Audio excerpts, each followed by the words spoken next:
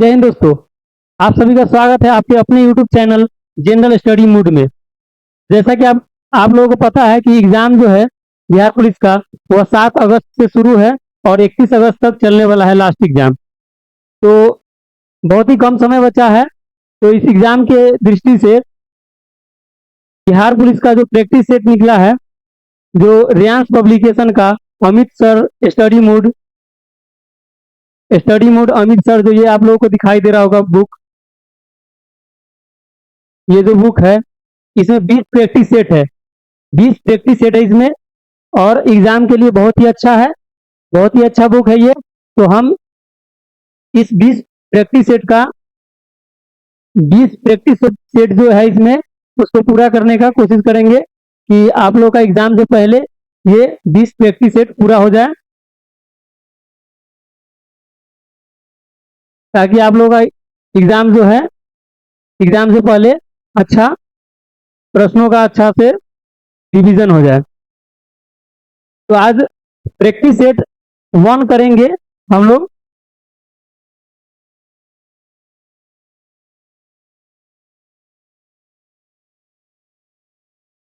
चलिए हम लोग शुरू करेंगे। यही वाला बुक है, आप लोग देख लीजिए। अभी ज़्यादा दिन नहीं हुआ है, 4 से 5 दिन हुआ है। 4 से 5 दिन हुआ है ये बुक को निकलते हुए। और ये क्या है, रियांस पब्लिकेशन है, बिहार पुलिस का प्रैक्टिस सेट बुक है और बहुत ही ट्रेंडिंग में चल रहा है ये वाला बुक। सर को आप लोग जानते होंगे, अमित सर। इसमें कितना है, 20 प्रैक्टिस सेट है। यहाँ पर देखिए 20 प्रैक्टिस सेट है।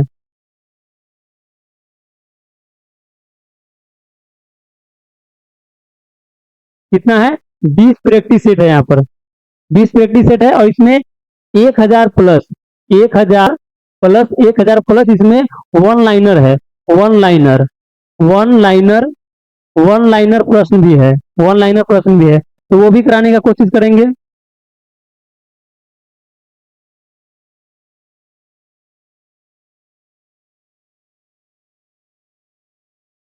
और इसमें इसमें मैथ और रीजनिंग का भी प्रश्न है।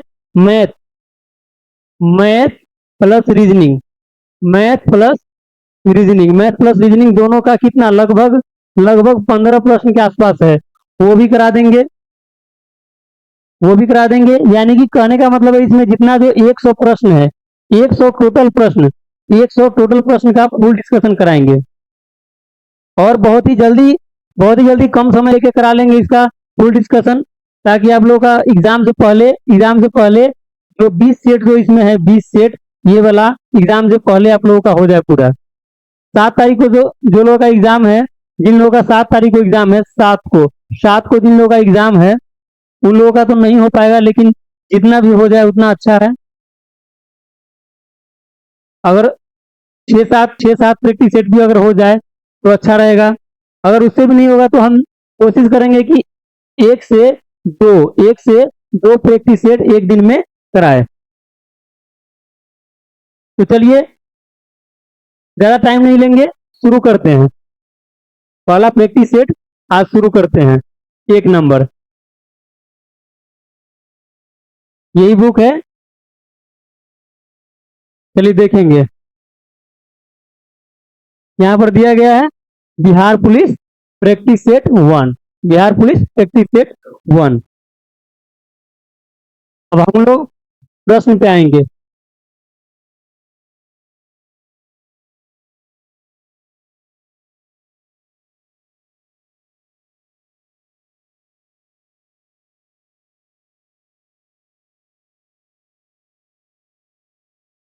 चलिए हम लोग शुरू करते हैं। और यहाँ पर पहला प्रश्न आप लोगों के सामने दिया गया है। पहला प्रश्न क्या है, सिंधु सभ्यता निम्नलिखित में से किस युग में पड़ता है। सिंधु सभ्यता निम्नलिखित में से किस युग में पड़ता है।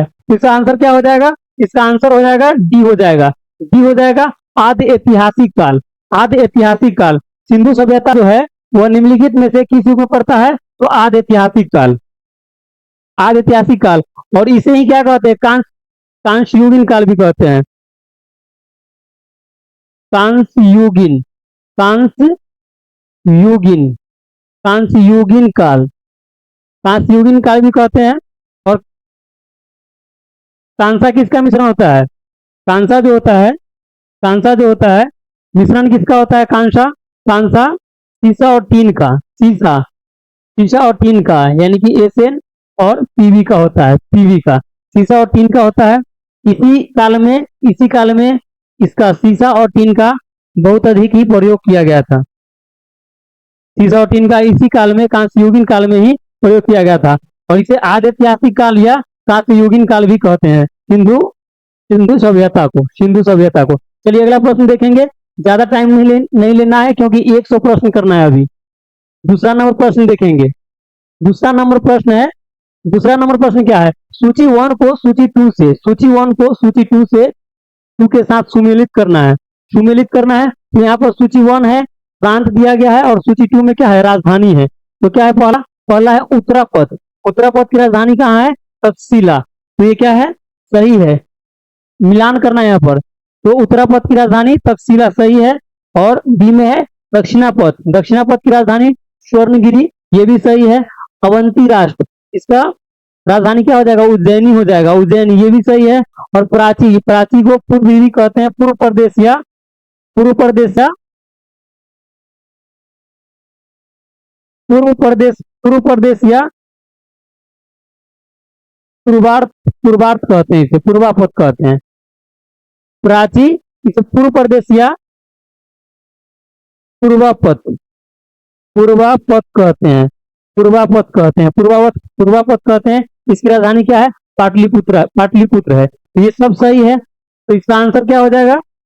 इसका आंसर हो जाएगा, इसका आंसर हो जाएगा यहाँ पर ए हो जाएगा। क्या हो जाएगा? ए हो जाएगा। ए का एक, ए का एक था, बी का 2 था, सी का 3 और डी का 4। क्या हो जाएगा? ए हो जाएगा। अगला प्रश्न देखेंगे। अगला प्रश्न है 3 नंबर, 3 नंबर प्रश्न है, चंगेज खां के अधीन मंगोलों ने भारत पर आक्रमण किया था। चंगेज खां के अधीन मंगोलों ने भारत पर आक्रमण किया था। आक्रमण किया था किसके शासनकाल में? क्या हो जाएगा आंसर यहाँ पर? किसके शासनकाल में? तो सी हो जाएगा, इल्तुतमिश के शासनकाल में, इल्तुतमिश के शासनकाल में। और इल्तुतमिश जो था वह गुलाम वंश का संस्थापक कौन था? ऐबक था, ऐबक, ऐबक था, कुतुबुद्दीन ऐबक था। और कुतुबुद्दीन ऐबक का दामाद था इल्तुतमिश। इसे दामाद या गुलाम भी कहते हैं, दामाद या गुलाम इल्तुतमिश था। चलिए अगला प्रश्न देखेंगे। अगला प्रश्न है 4 नंबर, 4 नंबर प्रश्न है, निम्नलिखित में से कौन सा युग्म सही सुमेलित नहीं है? सही सुमेलित नहीं है, यानी कि गलत युग्म का सुमेलन यहाँ पर किया गया है, चेक करना है। पहला क्या है? पानीपत का प्रथम युद्ध, पानीपत का प्रथम युद्ध क्या है? ये सही है, ये सही है। 1526 में हुआ था। किसके बीच हुआ था? तो बाबर, बाबर और किसके बीच? इब्राहिम लोदी, इब्राहिम इब्राहिम लोदी, इब्राहिम लोदी के बीच हुआ था। और दूसरा है खानवा का युद्ध, खानवा का युद्ध हुआ था कब? 1527 में हुआ था, ये भी सही है, ये भी सही है। और किसके बीच हुआ था? तो बाबर, बाबर बाबर और राणा सांगा, राणा राणा सांगा, राणा सांगा के बीच हुआ था। बाबर और राणा सांगा के बीच हुआ था। और ये घाघरा का युद्ध है, घाघरा का युद्ध भी सही है। घाघरा का युद्ध 1529 में हुआ था, 1529 में हुआ था। और ये चंदेरी का युद्ध, चंदेरी का युद्ध जो है, चंदेरी का युद्ध 1500, ये यही आंसर हो जाएगा। आंसर कौन हो जाएगा? आंसर ये हो जाएगा, ये सही सुमेलित नहीं है। ये इसका सही आंसर क्या है? 1528 में हुआ था, 1528 में, 1528 में चंदेरी का युद्ध हुआ था, 1528 में। लेकिन यहाँ पर क्या कहा गया है कि सुमेलित नहीं है। तो इसका आंसर क्या हो जाएगा? ये हो जाएगा, क्योंकि ये सही नहीं है। 1528 वाला 1528 में हुआ था और यहाँ पर 30 दिया गया है। तो आंसर क्या हो जाएगा? ये चंदेरी हो जाएगा। चंदेरी का युद्ध किसके बीच हुआ था? तो बाबर बाबर और मेदिनी राय के बीच, बाबर और मेदिनी राय, मेदिनी राय के बीच हुआ था। अगला प्रश्न देखेंगे 5 नंबर, 5 नंबर प्रश्न है, 1857 के विद्रोह, 1857 के विद्रोह या 1857 की क्रांति कह सकते हैं।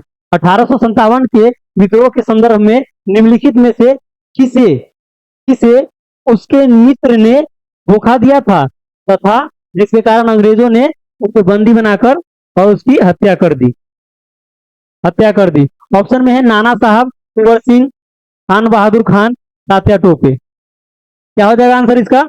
आंसर इसका हो जाएगा तात्या टोपे। तात्या टोपे के एक बहुत ही अच्छे मित्र थे, प्रिय मित्र थे। उसका नाम क्या था? प्रिय मित्र का नाम क्या था? मान सिंह। मान सिंह। मान सिंह। मान सिंह उनके उनके मित्र थे। मान सिंह। मान सिंह यह कहाँ के? नरवर के राजा थे। नरवर। नरवर के नरवर के राजा। नरवर के राजा थे। नरवर के राजा थे मान सिंह। और यह ग्वालियर के सिंधिया। ग्वालियर के राजा जो सिंधिया है, सिंधिया के सामंत थे। ग्वालियर के राजा सिंधिया के सामंत थे मान सिंह। मान सिंह इन्होंने तात्या टोपे को क्या किया था? धोखा दे दिया था। तात्या टोपे को धोखा दे दिया था, जिसके कारण अंग्रेजों के द्वारा बंदी बना लिए गए तात्या टोपे और इनकी हत्या कर दी गई। आंसर क्या हो जाएगा? तात्या टोपे हो जाएगा। अगला प्रश्न देखेंगे। 6 नंबर प्रश्न है, भारतीय राष्ट्रीय कांग्रेस की स्थापना। भारतीय राष्ट्रीय कांग्रेस की स्थापना के समय भारत का वायसराय कौन था? भारत का वायसराय कौन था? क्या हो जाएगा आंसर इसका? इसका आंसर हो जाएगा लॉर्ड डफरिन। लॉर्ड डफरिन हो जाएगा। लॉर्ड डफरिन हो जाएगा आंसर। Lord Dufferin. स्थापना कब हुआ था भारतीय राष्ट्रीय कांग्रेस का? स्थापना 1885 में हुआ था। 1885 में हुआ था। 1885 में हुआ था।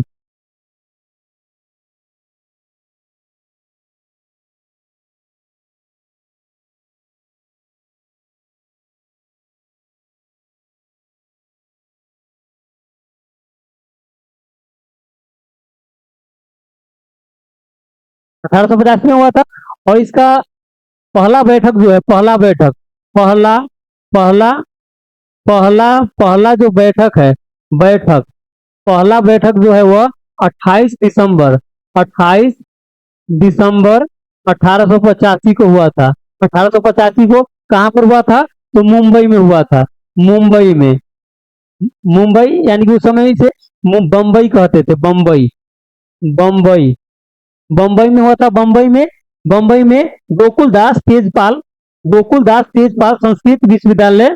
गोकुलदास संस्कृत गोकुलदास तेजपाल संस्कृत महाविद्यालय में हुआ था बम्बई में 1885 में। अध्यक्ष कौन थे? अध्यक्ष अध्यक्ष कौन थे? व्योमोश चंद्र बनर्जी।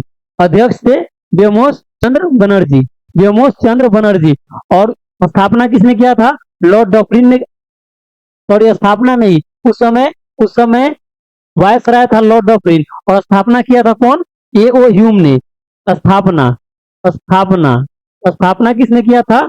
तो ओ ए ओ ए ओ ह्यूम ने किया था। ए ओ ह्यूम ने स्थापना ए ओ ह्यूम ने किया था।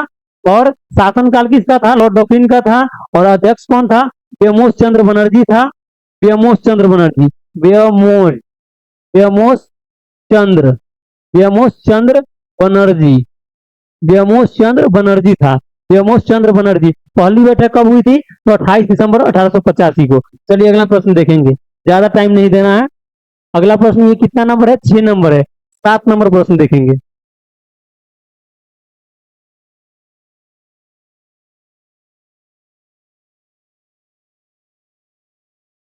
7 नंबर प्रश्न है।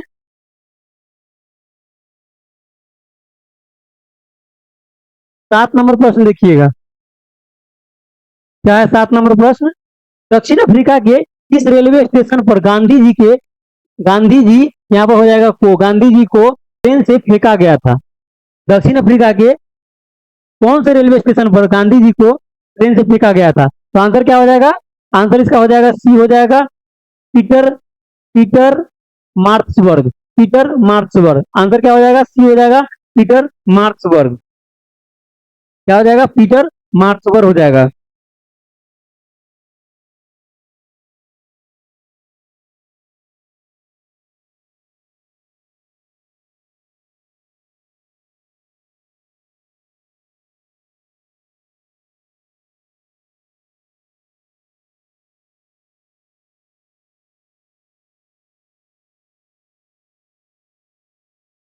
आंसर क्या हो जाएगा, पीटर मार्च पर हो जाएगा। और इन्हें इन्हें क्यों फेंका गया था, ट्रेन से इन्हें क्यों फेंका गया था, तो ट्रेन से नस्लीय भेदभाव के कारण, नस्लीय नस्लीय नस्लीय भेदभाव के कारण, भेदभाव भेदभाव के कारण फेंका गया था। और ये ट्रेन में प्रथम श्रेणी के बोगी में, प्रथम श्रेणी के बोगी में थे महात्मा गांधी जी।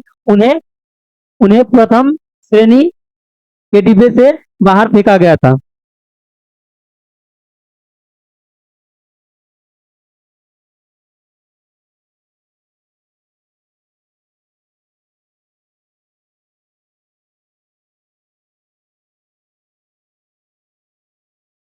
और वहां दक्षिण अफ्रीका से रिलेटेड दो प्रश्न देख लेंगे, एक दो प्रश्न देख लेंगे। वहां पर वहां पर अफ्रीका में क्या हुआ था, अफ्रीका में नेटाल इंडियन कांग्रेस की स्थापना हुई थी। नेटाल इंडियन कांग्रेस की स्थापना, Natal Natal Natal Indian Congress की स्थापना हुई थी कब, कब हुई थी, तो 1894 में हुआ था। 1894 में हुआ था नेटाल नेटाल इंडियन कांग्रेस की स्थापना। और वहीं पर हुआ था, वहीं पर वहीं पर टोल्स्टॉय फार्म की स्थापना भी हुई थी। Tolstoy Tolstoy toll Tolstoy Tolstoy farm Tolstoy farm की स्थापना कब हुई थी, तो 1910 में। टोल्स्टॉय फार्म की स्थापना 1910 में।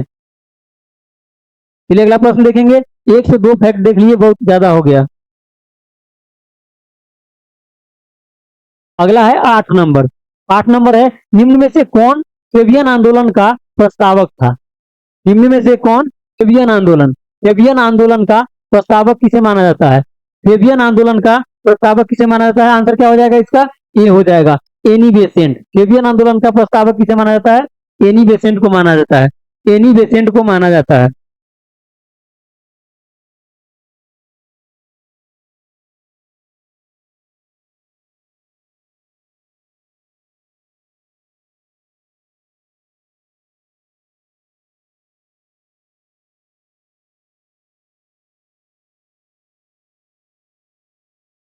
एनी बेसेंट हो गया। और फेबियन आंदोलन की स्थापना, Fabian Fabian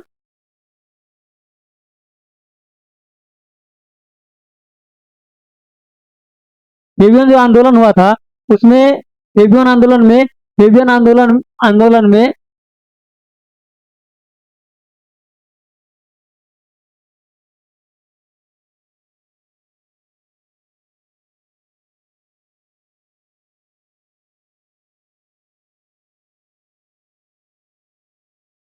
Fabian society Fabian Fabian Fabian society की स्थापना, सोसाइटी सोसाइटी की स्थापना कब हुआ था, 1884 में। फेबियन सोसाइटी की स्थापना 1884 में हुआ था। चलिए अगला प्रश्न देखेंगे। अगला प्रश्न है 9 नंबर। 9 नंबर प्रश्न है, निम्न में से कौन निम्न में से कौन सा देश कौन सा देश प्रथम विश्व युद्ध में धुरी राष्ट्र में शामिल नहीं था। कौन सा देश प्रथम विश्व युद्ध के समय धुरी राष्ट्र में शामिल नहीं था, धुरी राष्ट्र में शामिल नहीं था। आंसर क्या हो जाएगा इसका, इसका आंसर हो जाएगा डी, हो जाएगा डी, जापान। जापान हो जाएगा, जापान। प्रथम विश्व युद्ध कब हुआ था, प्रथम विश्व युद्ध कब हुआ था, तो 1914 से 18 के बीच हुआ था। 1914 से 18 के बीच हुआ था। और उस समय उस समय प्रथम विश्व युद्ध में भाग लेने वाला देश कितना था, 37 देश था। 37 देशों ने भाग लिया था, 37 देशों ने भाग लिया था। और यह दो गुटों में बट गया था, दो गुटों में बट गया था। एक धुरी राष्ट्र, एक ये धुरी राष्ट्र हो गया, और एक मित्र राष्ट्र, मित्र राष्ट्र मित्र राष्ट्र एक धुरी राष्ट्र और एक मित्र राष्ट्र में बट गया था, दो गुट में बट गया था। तो यहाँ पर क्या है, धुरी राष्ट्र में शामिल नहीं है, तो जापान शामिल नहीं है। जर्मनी जर्मनी जो है जर्मनी जो है धुरी राष्ट्र का जो है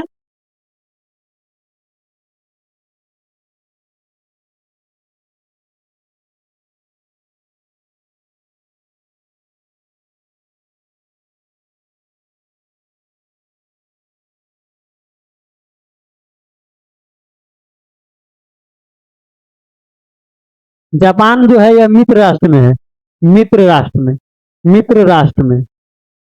जापान किसमें है? मित्र राष्ट्र का सदस्य है, मित्र राष्ट्र का। और ये जो है तुर्की, जर्मनी, ऑस्ट्रिया, ये सब क्या हो जाएगा? धुरी राष्ट्र का सदस्य हो जाएगा। अगला प्रश्न देखेंगे। अगला प्रश्न है 10 नंबर। निम्न में से कौन सा मेघालय पठार का अंश नहीं है? निम्न में से कौन सा मेघालय पठार का अंश नहीं है? मेघालय पठार का अंश नहीं है। क्या हो जाएगा आंसर इसका? इसका आंसर हो जाएगा ए, हो जाएगा भुवन पहाड़िया। भुवन पहाड़िया जो है मेघालय मेघालय पठार का अंश नहीं है। अगला प्रश्न देखेंगे। अगला प्रश्न है 11 नंबर। लघु हिमालय स्थित है, लघु हिमालय, लघु हिमालय जो है वह स्थित है मध्य में, यानी किसके मध्य में स्थित है लघु हिमालय?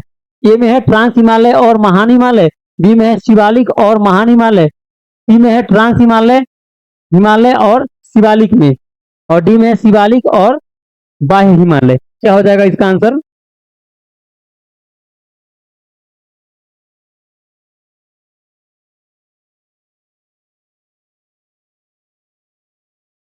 इसका आंसर क्या हो जाएगा? इसका आंसर हो जाएगा बी, हो जाएगा शिवालिक और महान हिमालय के बीच में। लघु हिमालय जो है स्थित है शिवालिक और महान हिमालय के बीच में। चलिए अगला प्रश्न देखेंगे। अगला प्रश्न है 12 नंबर। 12 नंबर है, क्या है 12 नंबर प्रश्न? टिहरी जल विद्युत परियोजना निम्नलिखित में से किन नदियों पर बनाई गई है? टिहरी जल विद्युत परियोजना किस नदी पर बनाया गया है? ए में है भागीरथी, अलकनंदा, बी में है यमुना और भागीरथी, सी में है काली एवं टोंस, और डी में भागीरथी एवं भिलांगना। क्या हो जाएगा आंसर इसका? इसका आंसर हो जाएगा डी, हो जाएगा डी, हो जाएगा इसका आंसर। इसका आंसर क्या हो जाएगा? डी हो जाएगा, डी हो जाएगा भागीरथी और भिलांगना, भागीरथी और भिलांगना पर, भागीरथी और भिलांगना पर। अगला प्रश्न देखेंगे। अगला प्रश्न है 13 नंबर। 13 नंबर प्रश्न है, लगभग 115 किलोमीटर की लघु नहरों और वितरिकाओं वाली दमन गंगा जलाशय, दमन गंगा जलाशय परियोजना कहाँ पर स्थित है? प्रश्न है लगभग 115 किलोमीटर की लघु नहरों और वितरिकाओं वाली दमन गंगा जलाशय परियोजना कहाँ स्थित है? कहाँ स्थित है? यहाँ पर, यहाँ पर राज्य बताना है, राज्य का नाम। किस राज्य में है? केरल, यहाँ पर राज्य भी है और केंद्र शासित प्रदेश भी है। तो ये जो नहर है, लघु नहर जो है, लघु नहर, लघु नहर जो है, लघु नहर, लघु नहर और दमन गंगा जलाशय, दमन गंगा जलाशय, यह कहाँ पर है? कहाँ पर है? क्या हो जाएगा आंसर इसका? इसका आंसर क्या हो जाएगा? बी हो जाएगा, बी, दादर व नगर हवेली, दादर व नगर हवेली हो जाएगा। अगला प्रश्न देखेंगे। अगला प्रश्न है, प्रश्न संख्या 14 है। 14, किस जनजाति में रसोई घर, किस जनजाति में रसोई घर जिसे लाल बंगला, लाल बंगला कहा जाता है, लाल बंगला कहा जाता है, लाल बंगला कहा जाता है? कौन सा जनजाति है, कौन सा जनजाति है जिसमें रसोई घर को क्या कहता है? लाल बंगला कहा जाता है, लाल बंगला कहा जाता है। क्या हो जाएगा आंसर इसका? आंसर बी हो जाएगा, भुंजिया, भुंजिया जनजाति, भुंजिया जनजाति जो है उसमें रसोई घर को क्या कहते हैं? लाल बंगला कहते हैं, लाल बंगला। अगला प्रश्न देखेंगे। अगला प्रश्न है 15 नंबर। 15 नंबर है, सूची सूची 1 को सूची 2 से सम्मिलित करना है। तो प्रश्न इसमें नहीं है, प्रश्न इधर है, इसका देखेंगे।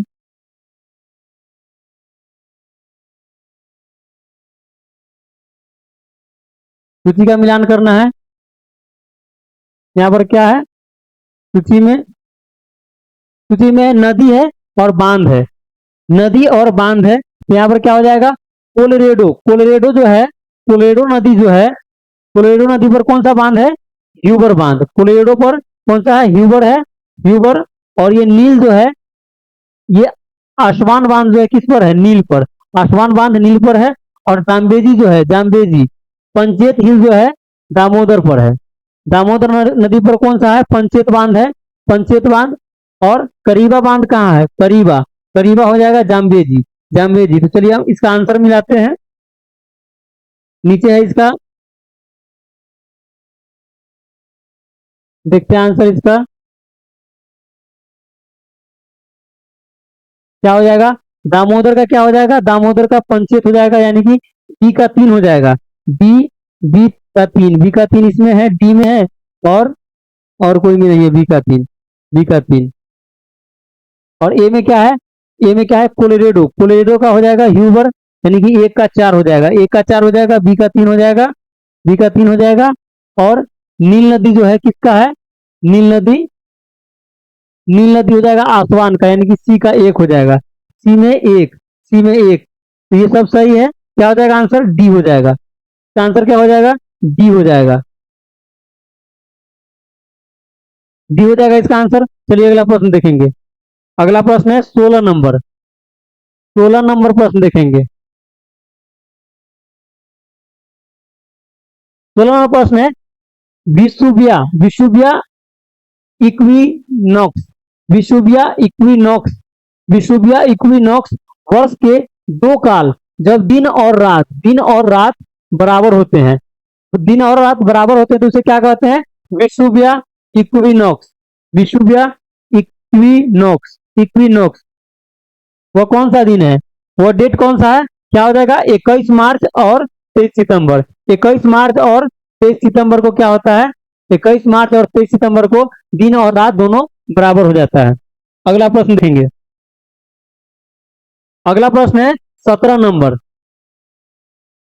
17 नंबर प्रश्न है, निम्नलिखित में से कौन, निम्नलिखित में से कौन औद्योगिक श्रमिकों के लिए उपभोक्ता कीमत सूचकांक, सूचकांक यानी कि इंडेक्स, इंडेक्स जो है वह निकालता है, इंडेक्स जो है जारी करता है। निम्नलिखित में से कौन सा औद्योगिक श्रमिकों के लिए उपभोक्ता कीमत सूचकांक जारी करता है, कौन जारी करता है, क्या हो जाएगा इसका आंसर, इसका आंसर है ऑप्शन में भारतीय रिजर्व बैंक, आर्थिक कार्य विभाग, श्रम ब्यूरो, श्रम ब्यूरो और क्या है, कार्मिक और प्रशिक्षण विभाग। इसका आंसर हो जाएगा सी हो जाएगा, इसका आंसर क्या हो जाएगा, सी हो जाएगा, सी हो जाएगा, श्रम ब्यूरो।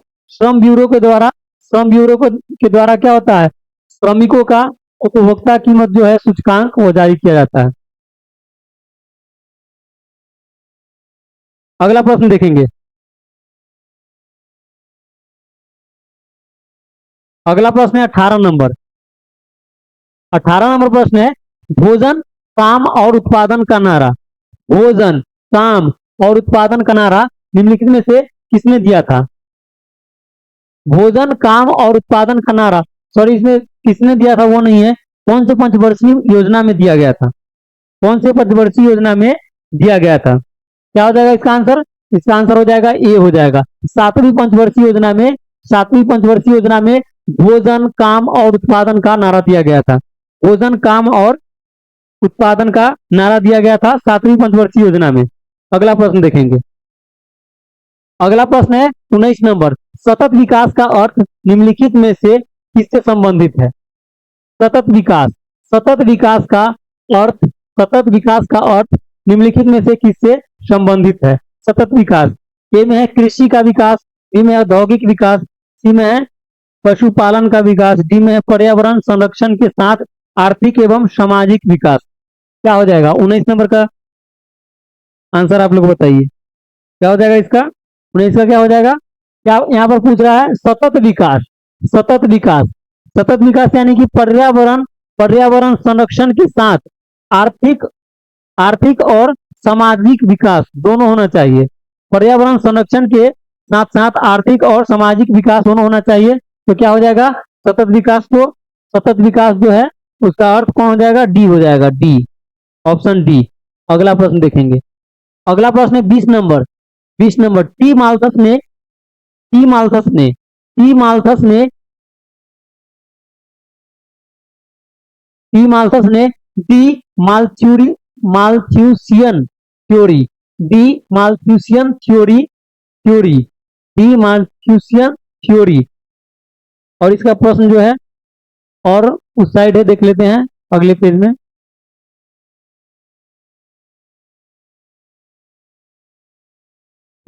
थ्योरी ना, द माल्थीसियन थ्योरी नामक प्रसिद्ध सिद्धांत को प्रतिपादित किया था, माल्थीसियन थ्योरी नामक सिद्धांत को प्रतिपादित किसने किया था, किसने किया था, क्या हो जाएगा 20 नंबर प्रश्न था, 20 नंबर प्रश्न था। 20 का क्या हो जाएगा?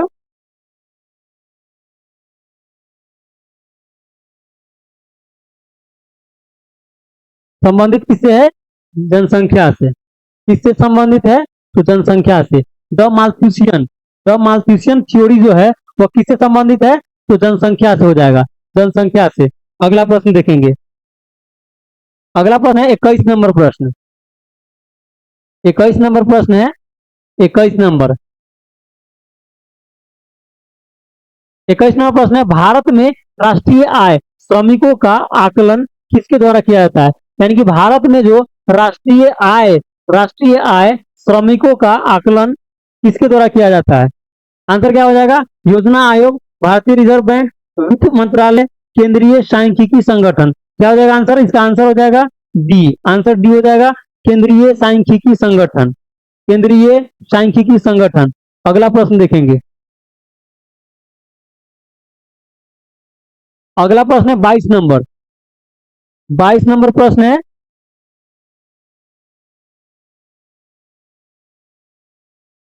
22 नंबर प्रश्न है, 2011 की जनगणना के अनुसार बिहार के किस जिले में, यानी कि जनगणना कौन सा है? 2011 का है। 2011 के जनगणना के अनुसार बिहार के किस जिले में, किस जिले में सर्वोच्च घनी आबादी, घनी आबादी यानी कि सर्वोच्च घनी आबादी, घनी आबादी प्रति वर्ग किलोमीटर दर्ज की गई है? कौन सा जिला है? वैशाली, दरभंगा, पटना, शिवहर। क्या हो जाएगा आंसर इसका? इसका आंसर हो जाएगा ए, शिवहर हो जाएगा, शिवहर। अगला प्रश्न देखेंगे। अगला प्रश्न है 23 नंबर। बिहार के जमुई जिले में, 23 नंबर प्रश्न है, बिहार के जमुई जिले में स्थित किस पक्षी अभयारण्य को रामसर सम्मेलन में शामिल किया गया है? रामसर सम्मेलन का हिस्सा घोषित किया गया है जमुई जिला में। जमुई जिला में कौन सा है? कौन सा पक्षी अभयारण्य है? तो आंसर क्या हो जाएगा? आंसर हो जाएगा इसका नागी नकटी, नागी नकटी यानी कि ए और बी दोनों हो जाएगा। तो आंसर क्या हो जाएगा? डी हो जाएगा, ए और बी दोनों। कौन सा है? नागी और नकटी। नागी और नकटी पक्षी अभयारण्य कहाँ पर है? जमुई जिला में है, जमुई जिला में। और इसे रामसर सम्मेलन में, सम्मेलन का हिस्सा, रामसर सम्मेलन का हिस्सा घोषित किया गया है। अगला प्रश्न देखेंगे। अगला प्रश्न है 24 नंबर। हाल ही में संपन्न, हाल ही में संपन्न हुए लोकसभा चुनाव 2024, यानी कि 2024 का जो लोकसभा चुनाव हुआ है, 2024 का लोकसभा चुनाव जो हुआ है वह कितने नंबर का लोकसभा चुनाव था? कितने नंबर का? यानी कि 2019 में जो हुआ था वह 17 नंबर का था, 17वां लोकसभा चुनाव था। तो ये कौन सा हो जाएगा? ये 18वां लोकसभा चुनाव हो जाएगा, 18वां लोकसभा चुनाव हो जाएगा। और 17वां लोकसभा चुनाव जो था उसमें लोकसभा अध्यक्ष कौन थे? ओम बिरला, ओम बिरला, बिरला, ओम बिरला। और ये 18वां का भी कौन हो जाएगा? वर्तमान में, वर्तमान में भी ओम बिरला ही रहेंगे, ओम बिरला, ओम बिरला लोकसभा के अध्यक्ष हैं। आंसर इसका क्या हो जाएगा? आंसर हो जाएगा बी, बी हो जाएगा। 24 में 18वां लोकसभा चुनाव हुआ है। अगला प्रश्न देखेंगे। अगला प्रश्न है 25 नंबर। 25 नंबर प्रश्न देखिए, ये करेंट से जुड़ा हुआ प्रश्न है। क्या है? टी ट्वेंटी 2024 का आयोजन निम्नलिखित में से किसके द्वारा किया गया था? कौन से देश ने, कौन से देश ने इसका मेजबानी किया था? कौन से देश ने इसका मेजबानी किया था? क्या हो जाएगा आंसर इसका? आंसर हो जाएगा ए हो जाएगा वेस्ट इंडीज और बी यूएसए, यानी कि दोनों ने किया था। वेस्ट इंडीज और यूएसए दोनों के द्वारा मेजबानी किया गया था। तो आंसर क्या हो जाएगा? ए और बी दोनों, ए और बी दोनों। और ये 2024 का जो वर्ल्ड कप है टी20 का, वो किसने जीता? जीता किसने? जीता किसने? भारत ने, भारत ने, भारत ने जीता, भारत ने जीता। और फाइनल में किसको हराया था? तो दक्षिण अफ्रीका, दक्षिण अफ्रीका, दक्षिण अफ्रीका को हराया था, दक्षिण अफ्रीका को। और इसके कैप्टन कौन थे भारत के? तो रोहित शर्मा, रोहित, रोहित शर्मा, रोहित शर्मा थे। और दक्षिण अफ्रीका के Adam Markram, Adam Markram, Adam Markram. चलिए बहुत हो गया। अब अगला प्रश्न देखेंगे। अगला प्रश्न है, वर्तमान समय में बिहार के राज्यपाल कौन है? वर्तमान समय में यानी कि वर्तमान में बिहार का जो राज्यपाल है वो कौन है? क्या हो जाएगा आंसर इसका? ए में है नीतीश कुमार, बी में है विश्वनाथ आर्लेकर। आंसर यही हो जाएगा, बी हो जाएगा, विश्वनाथ आर्लेकर। विश्वनाथ आर्लेकर क्या है, वर्तमान में राज्यपाल है। और नीतीश कुमार जो है ये क्या है, सीएम है, यानी कि मुख्यमंत्री है वर्तमान में। और वर्तमान में सम्राट चौधरी क्या है, वर्तमान में सम्राट चौधरी क्या है, उप मुख्यमंत्री, यानी कि डिप्टी सीएम है, डिप्टी सीएम है, डिप्टी सीएम है। और विजय कुमार सिन्हा ये भी डिप्टी सीएम है, डिप्टी सीएम है ये भी। चलिए अगला प्रश्न देखेंगे। अगला प्रश्न है 27 नंबर।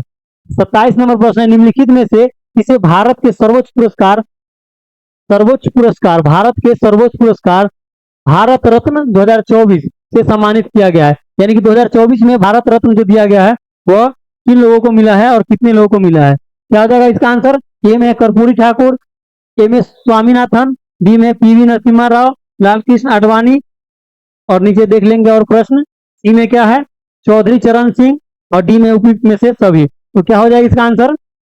इसका आंसर हो जाएगा डी, हो जाएगा डी, उपयुक्त में से सभी, उपयुक्त में से सभी। क्योंकि कर्पूरी ठाकुर को, एम एस स्वामीनाथन को, पीवी नरसिम्हा राव को, लाल कृष्ण आडवाणी को और चौधरी चरण सिंह, सभी लोगों को मिला है भारत रत्न।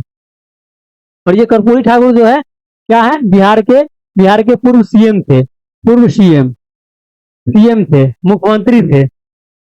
अगला प्रश्न देखेंगे। अगला प्रश्न है 28 नंबर। केंद्र में कौन सा एक द्विसदनीय विधायिका लाया गया? यानी केंद्र में कौन सा एक के द्वारा, केंद्र में कौन सा एक के द्वारा द्विसदनीय विधायिका लाया गया था? द्विसदनीय विधायिका जो लाया गया था केंद्र में, वह कौन से एक्ट के द्वारा? 1935 एक्ट, 1909, 1919, 1915। कौन सा हो जाएगा आंसर? इसका आंसर हो जाएगा सी, 1919 के एक्ट के द्वारा द्विसदनीय विधायिका लाया गया था। अगला प्रश्न देखेंगे। अगला प्रश्न है 29 नंबर। 29 नंबर प्रश्न है, निम्नलिखित में से कौन सा एक युग्म, यानी कि युग्म दिया गया है, इसका प्रश्न इस साइड में है, देख लेंगे।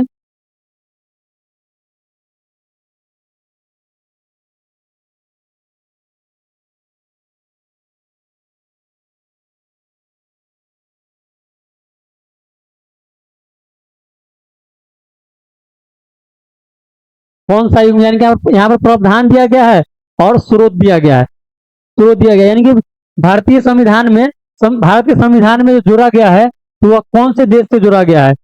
भारत के संविधान में कौन से देश से क्या जोड़ा गया है वो यहाँ पर दिया गया है, स्रोत दिया गया है और प्रावधान दिया गया है। तो मौलिक अधिकार जो है, मौलिक अधिकार जो है वो यूएसए से जोड़ा गया है, यूएसए से लिया गया है। तो ये सही है, ये सही है। और बी में है क्या, राज्य के नीति निर्देशक तत्व, यह आयरलैंड से लिया गया है, ये भी सही है। और सी में है केंद्र की अवशिष्ट शक्तियां, शक्तियां कहाँ से, कनाडा से, ये भी सही है। और डी में है आपातकालीन शक्तियां, जर्मनी से, ये भी सही है। यहाँ पर जो प्रश्न है, प्रश्न इसमें मिसप्रिंट हो गया है, मिसप्रिंट हो गया है। आंसर था इसमें एक रहना चाहिए कि इसमें एक मिलान नहीं होना चाहिए सही, एक कोई गलत रहना चाहिए तो आंसर वही होता। यहाँ पर सभी सही है, चारों सही है। यहाँ पर मिसप्रिंट हो गया है, चारों सही है, यहाँ पर सभी हो जाएगा सही। 30 नंबर देखेंगे। निम्नलिखित में से किस एक अधिकार को डॉक्टर वी आर अम्बेडकर द्वारा संविधान की आत्मा कहा गया? यानी कि निम्नलिखित में से कौन सा अधिकार है, कौन सा अधिकार है, कौन सा अधिकार है, कौन सा अधिकार है जो डॉक्टर भीमराव अंबेडकर के द्वारा संविधान में, संविधान की आत्मा कहा जाता है, संविधान की आत्मा कहा जाता है किसे? 30 नंबर, 30 नंबर का जवाब क्या होगा? आप लोग भी थोड़ा सोचिए, क्या हो जाएगा 30 नंबर प्रश्न का आंसर?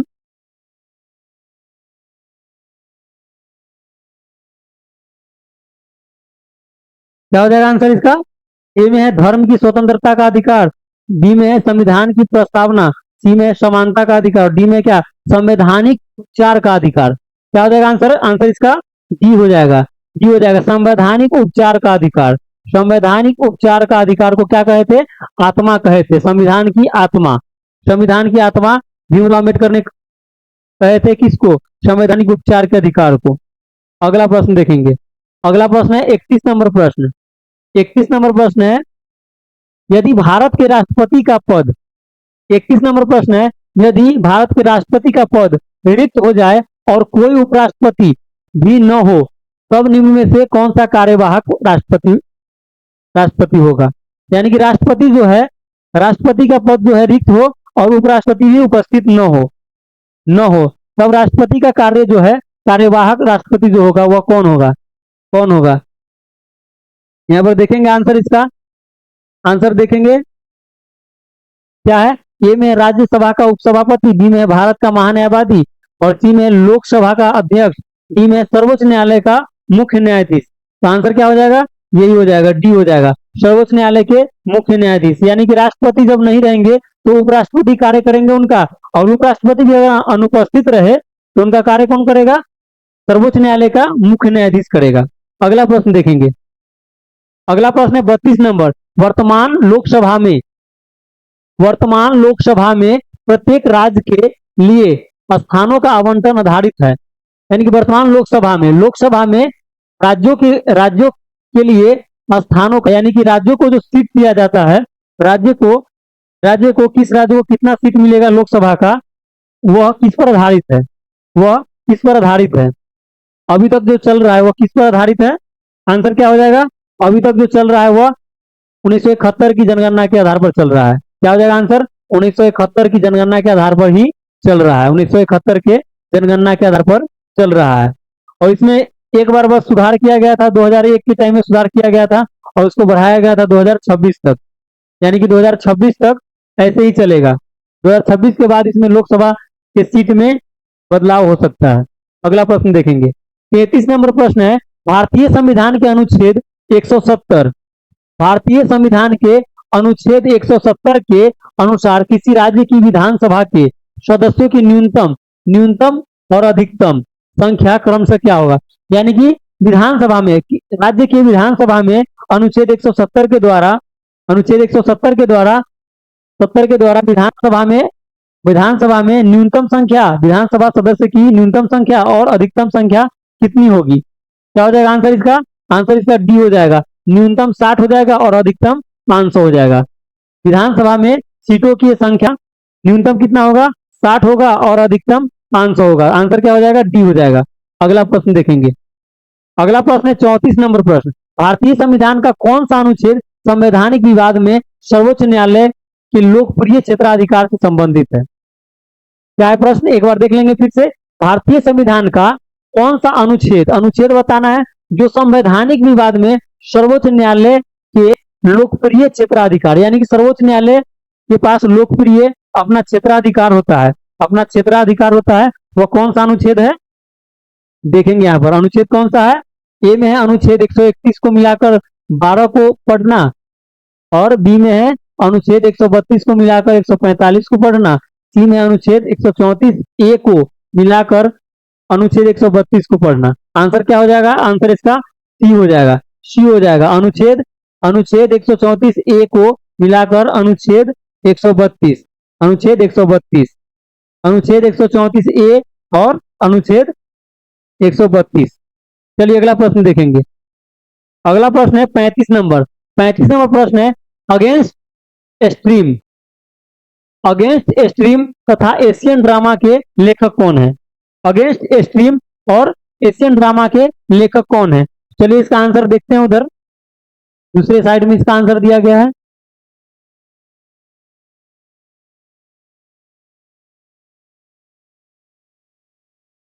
एशियन ड्रामा पुस्तक के लेखक कौन है?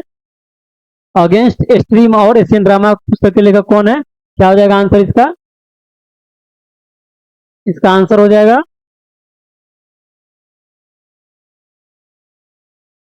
इसका आंसर क्या हो जाएगा?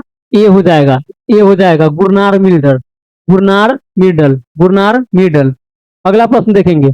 अगला प्रश्न है 36 नंबर प्रश्न है, प्रिंस ऑफ वेल्स म्यूजियम, यानी कि म्यूजियम का नाम क्या है? Prince of Wales. वह किस शहर में स्थित है? प्रिंस ऑफ वेल्स नामक जो म्यूजियम है वह किस शहर में स्थित है? क्या हो जाएगा?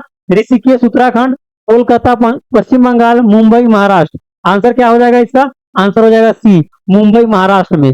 प्रिंस ऑफ वेल्स म्यूजियम जो है मुंबई महाराष्ट्र में है। अगला प्रश्न देखेंगे। अगला प्रश्न है 37 नंबर इंडियन मिलिट्री एकेडमी यानी कि IMA, Indian military academy IMA कहां पर स्थित है? इंडियन मिलिट्री एकेडमी कहां पर स्थित है? ए में है खरगवासला, बी में है देहरादून, सी में है मऊ और डी में क्या है? देवलाली। आंसर क्या हो जाएगा इसका? इसका आंसर हो जाएगा बी, देहरादून। देहरादून में इंडियन मिलिट्री एकेडमी अवस्थित है। अगला प्रश्न देखेंगे 38 नंबर। 38 नंबर प्रश्न है, पराक्रम दिवस, पराक्रम दिवस मनाया जाता है। पराक्रम दिवस जो है सुभाष चंद्र बोस की जयंती पर मनाया जाता है। किस तिथि को मनाया जाता है? आंसर इसका क्या हो जाएगा? 15 जनवरी, 23 जनवरी, 25 जनवरी, 24 जनवरी। इसका आंसर हो जाएगा बी, 23 जनवरी। पराक्रम दिवस किस दिन को मनाते हैं? 23 जनवरी को, इनके जयंती पर सुभाष चंद्र बोस की जयंती पर मनाते हैं 23 जनवरी को। और 15 जनवरी को क्या मनाते हैं? 15 जनवरी को, 15 जनवरी को थल सेना दिवस मनाते हैं। थल सेना, थल सेना, थल सेना दिवस, थल सेना दिवस मनाते हैं। अगला प्रश्न, अगला प्रश्न है 39 नंबर। 39 नंबर प्रश्न है, ज्ञानपीठ पुरस्कार पाने वाली प्रथम महिला। ज्ञानपीठ पुरस्कार पाने वाली प्रथम महिला, प्रथम महिला, प्रथम महिला कौन थी? आंसर क्या हो जाएगा इसका? आशापूर्णा देवी। ए हो जाएगा, आशापूर्णा देवी हो जाएगा, आशापूर्णा देवी। अगला प्रश्न, अगला प्रश्न है 40 नंबर। अंतरराष्ट्रीय ओलंपिक समिति की स्थापना कब हुई थी? अंतरराष्ट्रीय ओलंपिक समिति, अंतरराष्ट्रीय ओलंपिक समिति की स्थापना कब हुई थी? अंतरराष्ट्रीय ओलंपिक समिति की स्थापना कब हुई थी? आंसर क्या हो जाएगा इसका? 1894, यानी कि ए हो जाएगा, 1894 ईस्वी में। अगला प्रश्न देखेंगे, अगला प्रश्न है 41 नंबर। 41 नंबर प्रश्न है, थांगता। 41 में क्या है प्रश्न? थांगता निम्नलिखित में से किस राज्य का जनजातीय नृत्य है? ये जो है थांगता, यह क्या है? जनजातीय नृत्य है, जनजातीय नृत्य है थांगता। थांगता यह किस राज्य से संबंधित है? तो आंसर क्या हो जाएगा इसका? इसका आंसर हो जाएगा मणिपुर, मणिपुर से संबंधित है। थांगता जो है मणिपुर से संबंधित नृत्य है। अगला प्रश्न देखेंगे 42 नंबर प्रश्न, 42 नंबर प्रश्न, एकता स्थल। एकता स्थल किस महापुरुष का समाधि स्थल है? एकता स्थल, एकता स्थल जो है किस महापुरुष का समाधि स्थल है? तो एकता स्थल क्या हो जाएगा? ज्ञानी जैल सिंह। एकता स्थल ज्ञानी जैल सिंह। अगर याद नहीं रहेगा तो इसको ऐसे याद कर सकते हैं, यानी कि जिसके पास ज्यादा ज्ञान होता है वो अगर किसी को समझाता है तो क्या होता है? सबके बीच एकता बन जाता है, एकता बन जाता है, एकता बन जाता है। तो क्या हो जाएगा? एकता स्थल ज्ञानी जैल सिंह, यानी किसी तरह से याद रख सकते हैं प्रश्न को। एकता स्थल ज्ञानी जैल सिंह। और ये जो है राजीव गांधी, राजीव गांधी का कौन सा हो जाएगा? वीरभूमि, वीरभूमि, वीरभूमि हो जाएगा राजीव गांधी, वीरभूमि राजीव गांधी।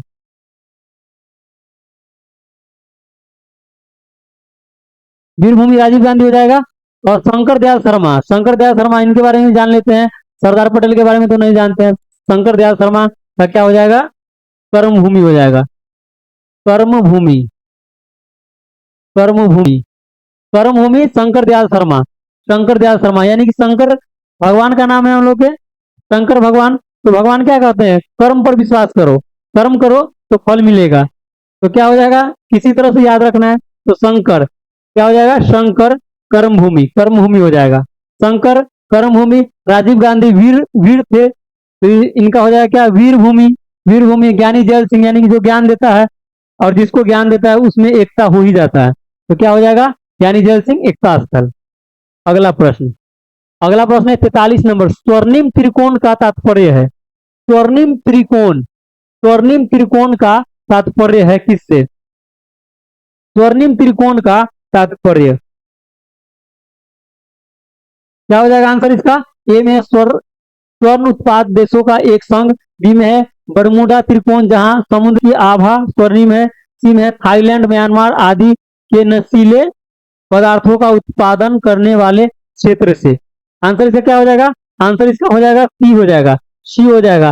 और क्या है? स्वर्ण त्रिकोण, यानी कि 3 देश है इसमें, थाईलैंड, म्यांमार और लाओस है, लाओस, लाओस है। थाईलैंड, म्यांमार और लाओस आदि के नशीले पदार्थों का उत्पादन करने वाले क्षेत्र, यानी कि नशीले पदार्थ का जो उत्पादन होता है उसका क्षेत्र क्या कहलाता है? स्वर्णिम त्रिकोण कहलाता है। यानी कि 3 देश है, थाईलैंड, म्यांमार और लाओस। ध्यान रखिएगा कि स्वर्णिम त्रिकोण में कौन कौन से देश आते हैं, ऐसे ही पूछा जा सकता है। तो क्या हो जाएगा? थाईलैंड, म्यांमार और लाओस। अगला प्रश्न देखेंगे। अगला प्रश्न है 44 नंबर। किस अभिनेता को एंग्री यंग मैन कहा जाता है? किस अभिनेता को एंग्री यंग मैन कहा जाता है? एंग्री यंग मैन कहा जाता है कौन सा अभिनेता को? दिलीप कुमार को, राजकुमार को, संजीव कुमार को, अमिताभ बच्चन को? क्या हो जाएगा इसका आंसर? इसका आंसर हो जाएगा डी। डी हो जाएगा, अमिताभ बच्चन को। अमिताभ बच्चन को क्या कहा जाता है? Angry young man. Angry young man. अगला प्रश्न देखेंगे। अगला प्रश्न है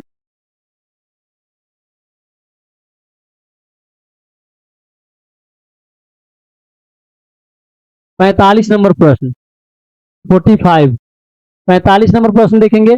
45 में क्या है? आसियान। आसियान। आसियान शब्द का पूर्ण रूप क्या होगा? आसियान शब्द का पूर्ण रूप क्या होगा? आंसर इसका क्या हो जाएगा? Association for south east Asian nation. B में है। सी में है क्या? Association of systematic. ये तो होगा नहीं। और ए में क्या है? अथॉरिटी। ये भी नहीं होगा। बी वाला हो जाएगा आंसर। क्या हो जाएगा? Association for south east Asian nation. Association for south east Asian nation हो जाएगा।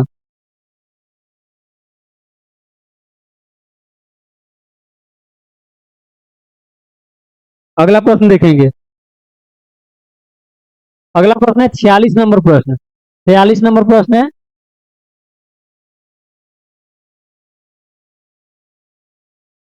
क्या है? जीवों के वर्गीकरण की आधुनिक प्रणाली। जीवों के वर्गीकरण की आधुनिक प्रणाली में सबसे छोटी इकाई कौन सी है? सबसे छोटी इकाई कौन सी है? वंश, कुल, संघ, जाति। क्या हो जाएगा इसका आंसर? इसका आंसर हो जाएगा सी। सी हो जाएगा, जाति। यानी कि जीवों के वर्गीकरण में आधुनिक प्रणाली में सबसे छोटी इकाई किसको माना जाता है? जाति को। जाति को। अगला प्रश्न देखेंगे। अगला प्रश्न है बच्चों को ट्रिपल एंटीजन। बच्चों को ट्रिपल एंटीजन, एंटीजन यानी कि डीपीटी। डीपीटी बच्चों को जो टीका लगाया जाता है ट्रिपल एंटीजन, ट्रिपल एंटीजन यानी कि डीपीटी का टीका लगाया जाता है, तो उसमें कौन सा रोग आता है? डीपीटी के जो टीका लगता है तो वह कौन कौन से रोग का टीका लगाया जाता है? क्या होगा इसका आंसर? डेंगू, पोलियो, टाइफाइड नहीं होगा। डिप्थीरिया, कुकुर खांसी और tetanus. Diphtheria, polio, tetanus. Diphtheria या कुकुर खांसी या टाइफाइड। इसका आंसर क्या हो जाएगा? इसका आंसर हो जाएगा बी हो जाएगा, डिप्थीरिया, कुकुर खांसी और टिटनेस। डीपीटी का जो टीका लगाया जाता है बच्चे को जिसे क्या कहते हैं? ट्रिपल एंटीजन कहते हैं। तो उसमें कौन सी बीमारी का रहता है? डी से डिप्थीरिया हो गया, और ये जो है कुकुर खांसी हो गया। पी से पर्ट्यूसिस होता है, पर्ट्यूसिस। और पर्ट्यूसिस को क्या कहते हैं? कुकुर खांसी कहते हैं। पर्ट्यूसिस। पी से होता है पर्ट्यूसिस, जिसे कुकुर खांसी भी कहते हैं। और टी से क्या हो गया? टिटनेस हो गया। अगला प्रश्न देखेंगे। अगला प्रश्न है निम्नलिखित में से कौन सा युग्म सही है? सही सुमेलित नहीं है। यहाँ पर क्या कह रहा है? सही सुमेलित नहीं है। तो यहाँ पर देखेंगे vitamin B, vitamin B 12। Vitamin B 12 जो है प्रति अरक्तता का कारक है। यानी कि रक्त की कमी जो होता है, विटामिन बी जो है अरक्तता का कारक है। सही है। विटामिन बी 12 अरक्तता का कारक है। विटामिन सी स्कर्वी का कारक है। यानी कि स्कर्वी बीमारी जो होता है, स्कर्वी रोग, विटामिन सी की कमी से हो जाता है। और विटामिन के प्रति रक्त शराबी कारक है। यानी कि विटामिन के जो है रक्त को थक्का में बनाने में सहायक होता है। तो विटामिन के की कमी से क्या होता है? रक्त स्राव अधिक मात्रा में होता है। और देखेंगे डी में क्या है? डी में है विटामिन डी बंध्यता रोधी कारक है। यही हो जाएगा आंसर। ये गलत है। डी में बंध्यता रोधी नहीं होता है। डी जो होता है यह विटामिन डी का जो रासायनिक नाम होता है कैल्सीफेरॉल होता है। कैल्सीफेरॉल होता है। कैल्सीफेरॉल होता है। विटामिन डी की कमी से कौन सा रोग होता है? रिकेट्स होता है। रिकेट्स होता है। इसमें क्या होगा? रिकेट्स होता है। विटामिन डी की कमी से रिकेट्स होता है। ये वाला नहीं। आंसर इसमें क्या बोल रहा था? सुमेलित नहीं है, तो सुमेलित यही वाला नहीं है, डी वाला, यही आंसर हो जाएगा डी। अगला प्रश्न देखेंगे। अगला प्रश्न है 49 नंबर। सूची 1 को सूची 2 से 2 के साथ सुमेलित कीजिए। मिलान करना है यहाँ पर। क्या है, सूची 1 में है हड्डी और सूची 2 में है उसका नाम है, यानी कि उरोस्थी। उरोस्थी जो है, उरोस्थी, उरोस्थी है, जनुक है, जानु फलक है, स्कंद फलक है।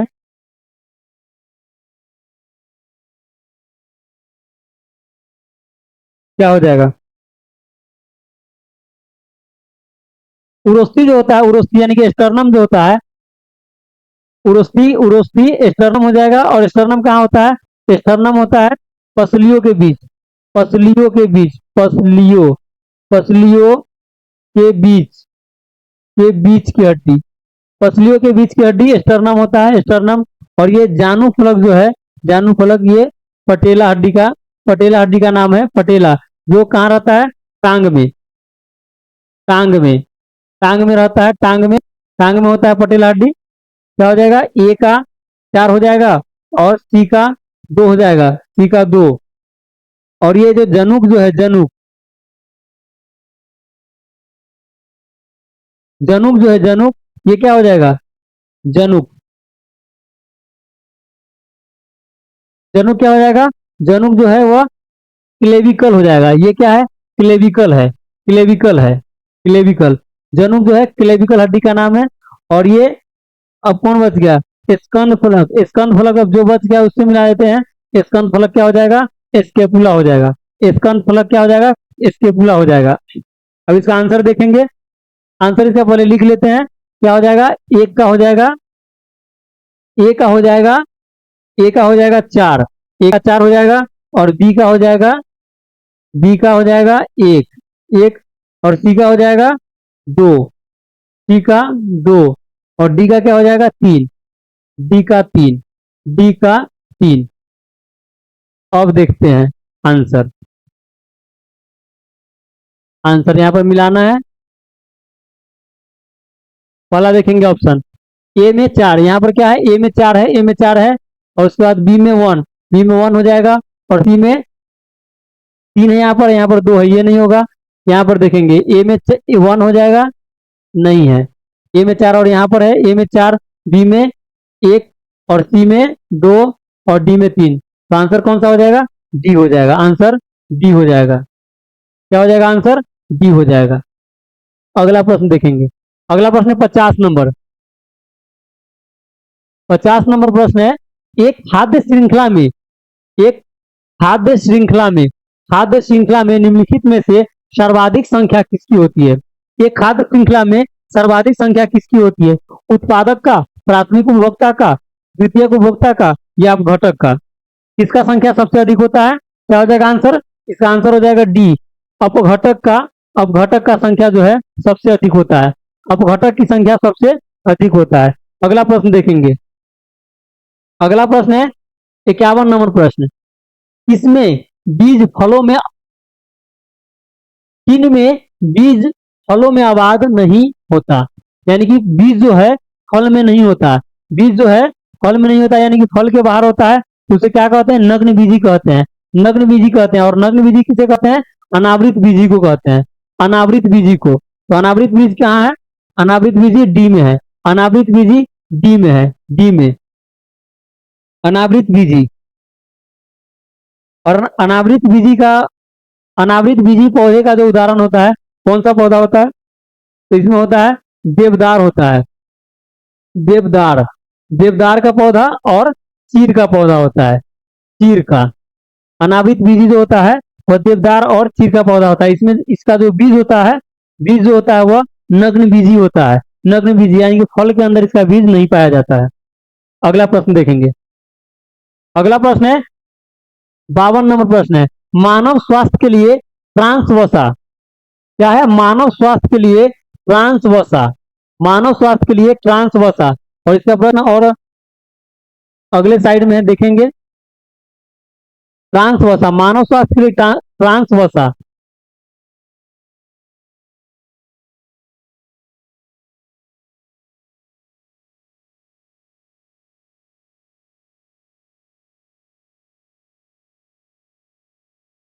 मानव स्वास्थ्य के लिए ट्रांस वसा को सामान्यतः हानिकारक समझा जाता है। ट्रांस वसा को, वसा यानी कि इंग्लिश में फैट कहते हैं, ट्रांस वसा को सामान्यतः हानिकारक समझा जाता है क्योंकि यह स्तर कम करता है। किसका स्तर कम करता है? ट्रांस वसा जो है किसका स्तर कम करता है? एलडीएल, एचडीएल, ट्राइंगल क्लोराइड का, कार्बोहाइड्रेट का। क्या हो जाएगा इसका आंसर? इसका आंसर हो जाएगा ए, एचडीएल का, एचडीएल का। अगला प्रश्न देखेंगे। अगला प्रश्न है 53 नंबर। कौन सा जीव मोनेरा जगत में शामिल नहीं है? मोनेरा जगत में शामिल जीव कौन सा नहीं है? कौन सा जीव मोनेरा जगत का नहीं है? मोनेरा जगत का नहीं है। जीवाणु, नीलहरी शैवाल, माइकोप्लाज्मा, कवक। क्या हो जाएगा आंसर इसका? 53 नंबर। 53 नंबर का क्या हो जाएगा आंसर? 53 नंबर, 53 का क्या हो जाएगा? जीवाणु, नीलहरी शैवाल, माइकोप्लाज्मा और कवक। आंसर इसका हो जाएगा डी, कवक हो जाएगा। क्या हो जाएगा? कवक हो जाएगा। यानी कि मोनेरा जगत में शामिल नहीं है कौन सा? कवक नहीं है। और शामिल कौन कौन सा है मोनेरा जगत में? जीवाणु, नीलहरी शैवाल और माइकोप्लाज्मा क्या है? मोनेरा जगत में शामिल है। अगला प्रश्न, अगला प्रश्न है 54 नंबर प्रश्न। निम्नलिखित में से कौन सा भारत के कुछ भागों में, निम्नलिखित में से कौन सा भारत के कुछ भागों में पीने के जल में प्रदूषक के रूप में पाए जाते हैं? यानी कि भारत में जो जल, पीने वाला जो जल है उसमें प्रदूषक के रूप में पाया जाता है। इसमें से कौन सा है? कौन सा है जो प्रदूषक के रूप में पाया जाता है? तो ये वाला तो आप लोगों को पता है, आर्सेनिक। आर्सेनिक, आर्सेनिक तो पता होगा। आर्सेनिक, आर्सेनिक के अलावा कौन सा होता है? आर्सेनिक के अलावा होता है फ्लोराइड। फ्लोराइड भी है, यह प्रदूषक का कार्य करता है पानी में। और एक कौन सा है ये? यूरेनियम। यूरेनियम, यानी कि ये तीनों जो है, ये तीनों जो है आर्सेनिक, फ्लोराइड और यूरेनियम, तीनों पीने के पानी में प्रदूषक का कार्य करता है। तो आंसर क्या हो जाएगा? 1, 3 और 5 हो जाएगा। 1, 3, 5 देखेंगे यहाँ पर आंसर, केवल 1, 3, 2, 4, 5, 1, 3, 5। आंसर क्या हो जाएगा इसका? 1, 3, 5 हो जाएगा। सी, 1, 3, 5 हो जाएगा। अगला प्रश्न देखेंगे। अगला प्रश्न है 55 नंबर। निम्नलिखित में से ओजोन से संबंधित कौन सा कथन सही नहीं है? यानी कि ओजोन से संबंधित यहाँ पर प्रश्न दिया गया है और इसमें से चुनना ही कौन सा सही नहीं है। ओजोन से संबंधित है।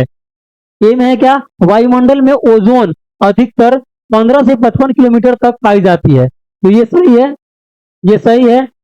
15 से 55 किलोमीटर तक ओजोन पाई जाती है। और बी में है गैसों के रासायनिक प्रतिक्रियाओं से ओजोन उत्पन्न होती है। यानी कि गैसों के रासायनिक प्रतिक्रिया से ओजोन उत्पन्न होती है, ये भी सही है। सी में देखेंगे, सी में क्या है? सी में है 16 नवंबर को अंतर्राष्ट्रीय ओजोन परत संरक्षण दिवस मनाते हैं। तो आप लोगों को याद होगा कि 16 नवंबर नहीं होता है, यहाँ पर क्या होता है? 16 सितंबर होता है। 16 सितंबर या सितंबर होता है। 16 सितंबर को अंतर्राष्ट्रीय ओजोन परत संरक्षण दिवस मनाते हैं। यहाँ पर क्या कहा गया था कि इसमें से कौन सुमेलित नहीं है? यानी कि ओजोन जो है, ओजोन के बारे में कौन सा इसमें गलत है? तो आंसर क्या हो जाएगा? सी हो जाएगा, क्योंकि ये गलत है, गलत है। 16 सितंबर यहाँ पर हो जाएगा। और डी में क्या है ऑप्शन? ओजोन ऑक्सीजन का एक रूप है जिसमें ऑक्सीजन के 3 परमाणु आपस में जुड़े होते हैं। तो ओजोन जो होता है, ओजोन जो होता है इसका 3 परमाणु इसमें जुड़ा हुआ होता है ऑक्सीजन के साथ, O3 होता है। अगला प्रश्न देखेंगे। अगला प्रश्न है 56 नंबर। समाचारों में उल्लेखित पद, समाचार जो है, समाचारों में उल्लेखित पद पिनाक और स्मर्श, पिनाक और स्मर्श की, पिनाक और स्मर्श की, पिनाक और स्मर्श किसे निर्दिष्ट करता है? यहाँ पर स्पेस है इसलिए थोड़ा पढ़ने में दिक्कत हो रहा है। क्या हो जाएगा? किसे निर्दिष्ट करता है? किसे निर्दिष्ट करता है? एक में है क्रूज मिसाइल, बी में है परमाणु शक्ति चालित पनडुब्बी और सी में है रॉकेट प्रमोचक प्रणालियां, डी में है आयुध युक्त ड्रोन। क्या हो जाएगा आंसर 56 का? 56 का आंसर क्या हो जाएगा? सी हो जाएगा। सी, रॉकेट प्रमोचक प्रणालियां, रॉकेट प्रमोचक प्रणालियां। समाचारों में उल्लेखित पद पिनाक और स्मर्श किसे निर्दिष्ट करता है? तो रॉकेट और प्रमोचक प्रणाली को, रॉकेट और प्रमोचक प्रणाली को। 57 नंबर। निम्नलिखित में से कौन सा सही सुमेलित नहीं है? यहाँ पर देखना है क्या? सुमेलित नहीं है, सही सुमेलित नहीं है, सही सुमेलित नहीं है। यहाँ पर देखेंगे पहला क्या है, वोल्ट मीटर। वोल्ट मीटर को मापते हैं किससे, विभवांतर से मापते हैं, तो ये सही है। बी में है क्या, आमीटर। आमीटर विद्युत धारा को मापा जाता है आमीटर से, ये भी सही है, ये भी सही है। सी में पोटेंशियोमीटर, विद्युत वाहक बल को मापता है। पोटेंशियोमीटर विद्युत वाहक बल को मापता है, ये भी सही है, ये भी सही है। तो डी क्या है, गैल्वेनोमीटर। गैल्वेनोमीटर क्या हो जाएगा, गैल्वेनोमीटर हो जाएगा आंसर, गैल्वेनोमीटर। गैल्वेनोमीटर यानी गैल्वेनोमीटर में जो प्रतिरोध जो है, प्रतिरोध ये मापा नहीं जाता है। प्रतिरोध जो मापा जाता है, प्रतिरोध, प्रतिरोध जो मापा जाता है, प्रतिरोध जो है, प्रतिरोध का मात्रक क्या होता है, ओम होता है, ओम होता है। और गैल्वेनोमीटर के द्वारा मापा जाता है विद्युत धारा की प्रबलता। विद्युत धारा की प्रबलता मापा जाता है इसके द्वारा, विद्युत धारा की प्रबलता, प्रबलता, विद्युत धारा, विद्युत धारा, विद्युत धारा की प्रबलता मापा जाता है गैल्वेनोमीटर से। और यहाँ पर दिया गया प्रतिरोध क्या हो जाएगा, गलत हो जाएगा। तो यहाँ पर पूछ रहा था गलत कौन सा है, तो ये हो जाएगा गैल्वेनोमीटर। अगला प्रश्न, अगला प्रश्न है 58 नंबर।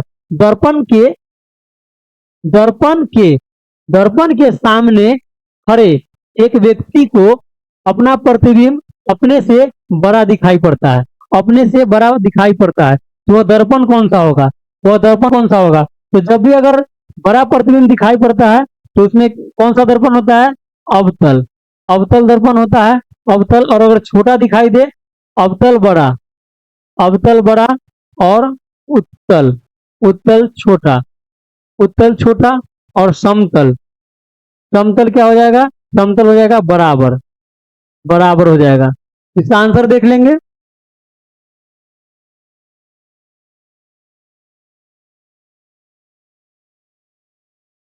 इसका आंसर क्या हो जाएगा, दर्पण पूछा गया था,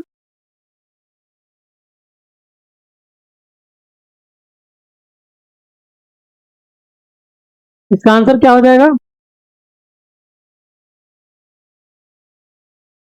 इसका आंसर हो जाएगा ए हो जाएगा, अवतल दर्पण, अवतल दर्पण। और उत्तल का बोले हैं कि छोटा हो जाएगा, उत्तल में छोटा नजर आएगा प्रतिबिंब, और समतल में बराबर, बराबर।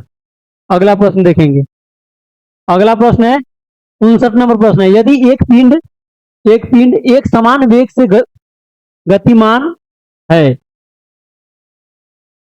यदि एक पिंड एक समान वेग, यानी कि वेग जो है एक समान वेग से गतिमान है, तो निम्नलिखित में से कौन सा कथन सही नहीं है। इसमें भी कौन सा कथन सही नहीं है चुनना है। तो क्या हो जाएगा आंसर इसका, उसकी गति एक सरल रेखा पर है, ये सही है, एक सरल रेखा पर है, यहाँ पर गलत वाला छांटना है। और बी में इसकी चाल, उसकी चाल जो है समय के साथ बदलती है, समय के साथ बदलती है। यहाँ पर है एक समान वेग है, तो चाल इसकी समय के साथ कैसे बदलेगी। तो आंसर क्या हो जाएगा, यहाँ पर यही हो जाएगा, बी हो जाएगा, उसकी चाल समय के साथ नहीं बदलेगी। और सी में क्या है, उसका त्वरण शून्य रहेगा, त्वरण शून्य रहेगा, सही है। उसका विस्थापन समय के साथ, समय के साथ साथ रैखिकता बढ़ता है, विस्थापन, विस्थापन बढ़ेगा, ये भी सही है। गलत कौन सा हो जाएगा, गलत हो जाएगा ये वाला, उसकी गति एक, उसकी चाल समय के साथ बदलती है, ये गलत हो जाएगा, ये गलत हो जाएगा, और गलत ही खोजना था, तो आंसर क्या हो जाएगा, बी हो जाएगा। अगला प्रश्न देखेंगे, अगला प्रश्न है 60 नंबर। पराध्वनि तरंगों की आवृत्ति कितनी होती है। पराध्वनि तरंग, पराध्वनि तरंग, पराध्वनि तरंग की आवृत्ति कितनी होती है। क्या हो जाएगा इसका आंसर, इसका आंसर हो जाएगा 20 हर्ट्ज से अधिक हो जाएगा, डी हो जाएगा, 20 हर्ट्ज से अधिक हो जाएगा, अधिक हो जाएगा। और 20 हर्ट्ज से कम किसका होता है, 20 हर्ट्ज से कम होता है अवश्रव्य, अवश्रव्य तरंग, अवश्रव्य तरंग होता है 20 हर्ट्ज, 20 हर्ट्ज से कम होता है, और 20 हर्ट्ज से अधिक होता है पराध्वनि। पराध्वनि होता है 20,000 हर्ट्ज से अधिक होता है, यहाँ पर हो जाएगा 20,000 हर्ट्ज से अधिक होता है, 20 किलो हर्ट्ज लिख सकते हैं, 20 किलो हर्ट्ज से अधिक होता है, 20 किलो हर्ट्ज से अधिक होता है पराध्वनि तरंग की आवृत्ति। 20 किलो हर्ट्ज से अधिक होता है, और ये वाला हो जाएगा 20 हर्ट्ज से कम होता है, कम होता है। अवश्रव्य तरंग, और श्रव्य तरंग, श्रव्य तरंग, श्रव्य तरंग जो मानव के द्वारा सुना जाता है, मानव के द्वारा, मनुष्य के द्वारा सुना जाता है श्रव्य तरंग, ये कितना होता है? 20 से 20,000, 20 से 20,000 या 20 के किलो हर्ट्ज लिख सकते हैं के बीच, 20 से 20,000 किलो हर्ट्ज के, 20 किलो हर्ट्ज के, 20 किलो हर्ट्ज के बीच श्रव्य ध्वनि कहते हैं, और यह मानव के द्वारा सुना जाता है, मानव, मानव के द्वारा सुना जाता है। अगला प्रश्न देखेंगे। अगला प्रश्न है 61 नंबर। यदि सामान्य पानी में कोई अंडा, 61 नंबर प्रश्न देखेंगे। यदि सामान्य पानी में, यदि साधारण पानी या सामान्य पानी में कोई अंडा डाला जाए तो वह डूब जाता है, और यदि पानी में अगर काफी मात्रा में नमक मिला दिया जाए, यानी साधारण पानी में अगर अंडा डालते हैं तो डूब जाता है, और उसमें अगर पानी में नमक मिला देते हैं तो क्या होता है? उसमें अंडा डाला जाए तो क्या होगा? वही पता लगाना, आंसर क्या होगा उसका? क्या होगा? अंडा पूरी तरह से डूब जाएगा, अंडा पानी के बर्तन के बीच में रहेगा, सी में अंडा कभी डूब जाएगा और कभी तैरेगा, और डी में क्या है देख लेना है। डी में क्या है? अंडा पानी पर तैरता रहेगा। आंसर क्या हो जाएगा इसका? इसका आंसर हो जाएगा डी हो जाएगा। डी, अंडा पानी पर तैरता रहेगा।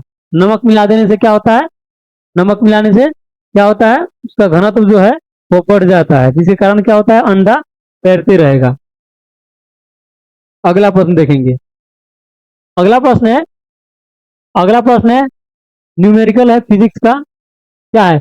5 5 5 kilo ohm, 5 kilo ohm resistance से 200 माइक्रो एम्पियर, 200 माइक्रो एम्पियर की धारा प्रवाहित होती है, तो वोल्ट का मान क्या होगा? वोल्ट का मान क्या होगा?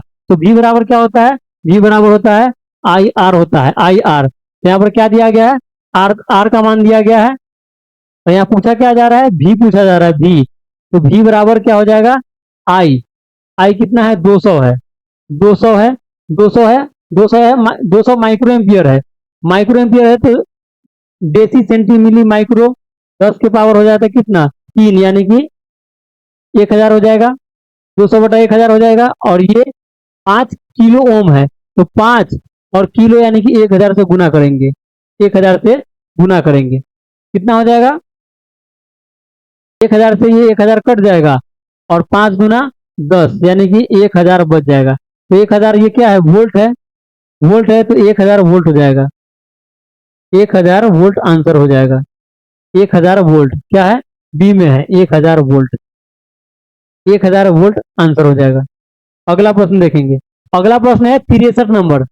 तत्वों के निम्नलिखित युग्मों में से सही युग्म का चुनाव कीजिए, यानी कि सही युग्म का चुनाव करना है। तो यानी कहने का मतलब 3 इसमें गलत होगा, 1 सही होगा।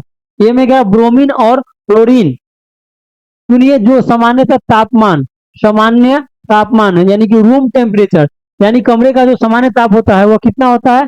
कमरे का सामान्य ताप होता है 27 डिग्री सेल्सियस होता है, 27 डिग्री सेल्सियस। और इस तापमान पर मानक दाब पर द्रव अवस्था में होता है, द्रव अवस्था में होता है। तो इसमें देखना है कि कौन सा जो गैस है, कौन सा गैस या तत्व जो है 27 डिग्री सेल्सियस पर द्रव अवस्था में होता है।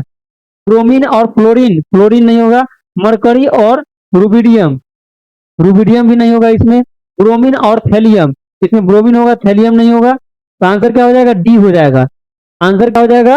डी हो जाएगा, डी। ब्रोमीन और मरकरी क्या हो जाएगा? आंसर डी हो जाएगा, ब्रोमीन और मरकरी, ब्रोमीन और मरकरी हो जाएगा।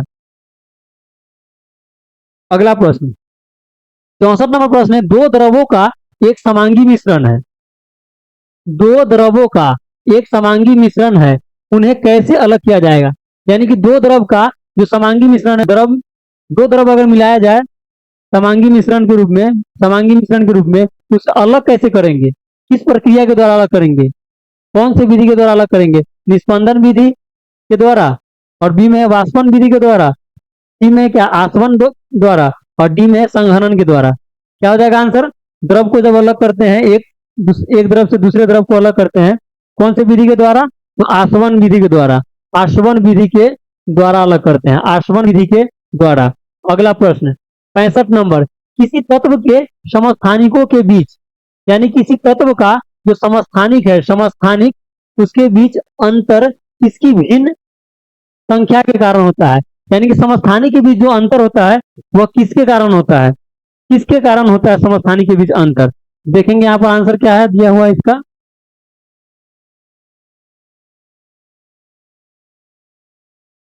समस्थानिक में जो अंतर होता है वह किसके उपस्थिति के कारण होता है। तो यहाँ पर थोड़ा समझ लेंगे। जैसे हाइड्रोजन जो है, हाइड्रोजन का परमाणु संख्या, हाइड्रोजन का 3 होता है समस्थानिक, H1 और H1 2 H1 3। तो ये जो संख्या बढ़ रहा है यहाँ पर जो संख्या बढ़ रहा है वह किसके कारण, प्रोटॉन के कारण, इलेक्ट्रॉन के कारण, न्यूट्रॉन के कारण, प्रोटॉन के कारण। यही प्रश्न पूछा जा रहा है कि परमाणु का जो समस्थानिक है उसमें उसमें जो उसमें जो अंतर पैदा होता है, अंतर पैदा होने का मतलब है उसका द्रव्यमान जो बढ़ जाता है वह किसके कारण, तो इलेक्ट्रॉन के कारण तो नहीं होता है और न प्रोटॉन के कारण होता है।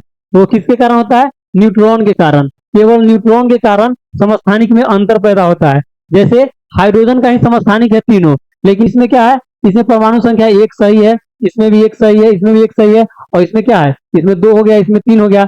ये जो अंतर पैदा हो रहा है, इसमें अंतर जो पैदा हो रहा है वो किसके कारण, तो न्यूट्रॉन के कारण। अगला प्रश्न देखेंगे। अगला प्रश्न है 66 नंबर, घातक जहर, घातक जहर साइनाइड, यानी साइनाइड क्या है, साइनाइड क्या है, पॉइजन है, जहर है। का रासायनिक नाम क्या है, साइनाइड का रासायनिक नाम क्या है, साइनाइड का रासायनिक नाम क्या हो जाएगा, इसका आंसर क्या हो जाएगा, डी हो जाएगा, फूसिक एसिड, डी हो जाएगा। साइनाइड का रासायनिक नाम फूसिक एसिड हो जाएगा। अगला प्रश्न देखेंगे 67 नंबर 67, बैकेलाइट निम्नलिखित में से, बैकेलाइट, बैकेलाइट निम्नलिखित के संघनन से बनता है। बैकेलाइट किसके संघनन से बनता है, बैकेलाइट किसके संघनन से बनता है। क्या हो जाएगा आंसर इसका, आंसर हो जाएगा फिनोल तथा फॉर्मल्डिहाइड, फिनोल तथा फॉर्मल्डिहाइड हो जाएगा, बी हो जाएगा आंसर, फिनोल तथा फॉर्मल्डिहाइड, फिनोल तथा फॉर्मल्डिहाइड हो जाएगा। अगला प्रश्न देखेंगे। अगला प्रश्न है 68 नंबर, वेल्डिंग में प्रयोग होने वाली गैस कौन सी है। 68 नंबर प्रश्न है वेल्डिंग, वेल्डिंग जो होता है उसमें प्रयोग होता है कौन से गैस का, वेल्डिंग जो होता है उसमें किस गैस का प्रयोग करते हैं, बताइए आप लोग।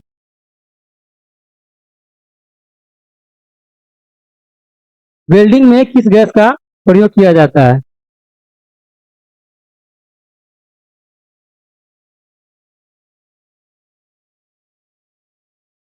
वेल्डिंग में किस गैस का प्रयोग किया जाता है, ए में ऑक्सीजन तथा हाइड्रोजन, बी में ऑक्सीजन तथा नाइट्रोजन, सी में ऑक्सीजन तथा एसिटिलीन। क्या हो जाएगा आंसर इसका, आंसर सी हो जाएगा, ऑक्सीजन और एसिटिलीन का प्रयोग करते हैं वेल्डिंग में, वेल्डिंग में। और एसिटिलीन गैस जो है ये फलों को कृत्रिम रूप से पकाने में, कृत्रिम कृत्रिम कृत्रिम रूप से रूप से फलों को पकाते हैं, पकाते हैं, कृत्रिम रूप से फलों को पकाया जाता है। अगला प्रश्न, अगला प्रश्न है 69 नंबर प्रश्न, नाभिकीय ऊर्जा की दृष्टि से महत्वपूर्ण, नाभिकीय ऊर्जा की दृष्टि से महत्वपूर्ण निम्न धातुओं में से भारत में कौन सी धातु बहुत यातायात में पाई जाती है। यहाँ पर हो जाएगा बहुत यातायात में पाई जाती है। नाभिकीय ऊर्जा की दृष्टि से महत्वपूर्ण महत्वपूर्ण धातु, यानी नाभिकीय ऊर्जा की दृष्टि से महत्वपूर्ण धातु में सबसे अधिक कौन सा पाया जाता है भारत में, कौन सा पाया जाता है। तो आंसर इसका क्या हो जाएगा, इसका आंसर हो जाएगा बी हो जाएगा, थोरियम। थोरियम जो है, थोरियम नाभिकीय ऊर्जा की दृष्टि से बहुत बहुत मात्रा में पाया जाता है भारत में, थोरियम। अगला प्रश्न, अगला प्रश्न है 70 नंबर, 70 नंबर प्रश्न है फोटोग्राफी में प्रयोग किया जाता है, फोटोग्राफी, फोटोग्राफी में उपयोग किया गया प्रकाश संवेदी यौगिक कौन सा है। फोटोग्राफी में प्रयोग किया गया प्रकाश संवेदी यौगिक कौन सा है। क्या हो जाएगा आंसर इसका, silver chloride, silver sulphide, silver bromide, silver oxide. Answer इसका क्या हो जाएगा, आंसर सी हो जाएगा, सिल्वर ब्रोमाइड। सिल्वर ब्रोमाइड जो है संवेदी यौगिक है प्रकाश का, संवेदी यौगिक, इसका प्रयोग फोटोग्राफी में करते हैं। अगला प्रश्न, अगला प्रश्न है 71, सर्वश्रेष्ठ रस, हिंदी का प्रश्न है, सर्वश्रेष्ठ रस किसे माना जाता है। हिंदी का प्रश्न है। चलिए सब करेंगे इसमें, हिंदी हो या इंग्लिश हो या मैथ रीजनिंग, सब कर लेंगे। क्या हो जाएगा? सर्वश्रेष्ठ रस किसे माना जाता है? तो आंसर क्या होगा इसका? श्रृंगार रस। श्रृंगार रस को सर्वश्रेष्ठ रस माना जाता है। अगला प्रश्न, अगला प्रश्न है 72 नंबर। आयोजन का सही विलोम शब्द क्या होगा? यानी कि आयोजन जो शब्द है, आयोजन, इसका विलोम पूछ रहा है, यानी कि इसका उल्टा पूछ रहा है। विलोम शब्द क्या हो जाएगा? परियोजना हो जाएगा, विघटन हो जाएगा, सुयोजन हो जाएगा। आयोजन का मतलब ये सुयोजन जो है, सुयोजन, सुयोजन नहीं होगा, क्योंकि आयोजन और सुयोजन दोनों दोनों समान ही है। और यहाँ पर क्या उल्टा बताना है, तो आयोजन का क्या हो जाएगा? वियोजन हो जाएगा, वियोजन, वियोजन हो जाएगा। अगला प्रश्न देखेंगे। अगला प्रश्न है 73 नंबर। 73 नंबर प्रश्न है, दिल पक जाना मुहावरे का अर्थ। यानी कि दिल पक जाना क्या है? मुहावरा है। दिल पक जाना क्या है? मुहावरा है। इसका अर्थ क्या होगा? दिल पक जाना मुहावरा है, इसका अर्थ क्या होगा? इसका अर्थ क्या होगा? ए में है मन भर जाना, बी में है प्रेम न होना, सी में है दिल की बीमारी होना, डी में है अत्यंत पीड़ित होना। क्या हो जाएगा इसका आंसर? 73। 73 का आंसर क्या हो जाएगा? 73 का आंसर क्या हो जाएगा? अत्यंत पीड़ित हो जाना, अत्यंत पीड़ित हो जाना, अत्यंत पीड़ित हो जाना। दिल पक जाना मुहावरे का अर्थ हो जाएगा क्या? अत्यंत पीड़ित हो जाना। अगला प्रश्न लिखेंगे। अगला प्रश्न है 74 नंबर प्रश्न। प्रतिदिन शब्द, प्रतिदिन, प्रतिदिन शब्द जो है वह किस समास का उदाहरण है? प्रतिदिन शब्द जो है वह किस समास का उदाहरण है? किस समास का उदाहरण है? क्या हो जाएगा इसका आंसर? इसका आंसर हो जाएगा सी, हो जाएगा अव्ययी भाव समास। अव्ययी भाव, अव्ययी भाव समास हो जाएगा, अव्ययी भाव, अव्ययी भाव हो जाएगा। अगला प्रश्न देखेंगे। अगला प्रश्न है 75 नंबर। इस समूह में सभी शब्द पर्वत के पर्यायवाची है। यानी कि किस समूह में, यानी समूह दिया गया है उसमें सभी शब्द पर्वत के पर्यायवाची होना चाहिए। सभी शब्द जो है पर्वत के पर्यायवाची होना चाहिए। ये ध्यान में रखिए कि पर्यायवाची शब्द ढूंढना है और पर्वत का, और समूह दिया गया है उधर उस साइड में दिया गया है, लाते हैं उसको और देखते हैं कौन से समूह में है पर्वत का पर्यायवाची शब्द। यानी कि समूह का शब्द जो भी शब्द है वह पर्वत का पर्यायवाची शब्द होना चाहिए। चलिए आ गया, अब इसमें चेक करेंगे।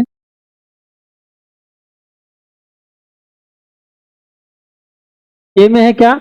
ए में है उदधि, उदधि और अंचल। तो इसमें अंचल जो है, अंचल होता है, अंचल होता है, और गिरी, अंचल गिरी, अंचल गिरी होता है, अंचल गिरी होता है, प्रस्तर नहीं होता है, उदधि नहीं होता है, तो ये नहीं होगा।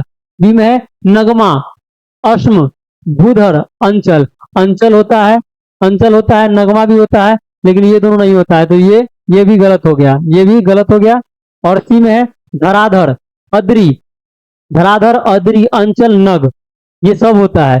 क्या हो जाएगा आंसर? ये हो जाएगा सी, हो जाएगा सी, हो जाएगा धराधर, अद्री, अंचल, नग, ये समूह का सब मिल रहा है। सब क्या है? पर्वत का पर्यायवाची शब्द है।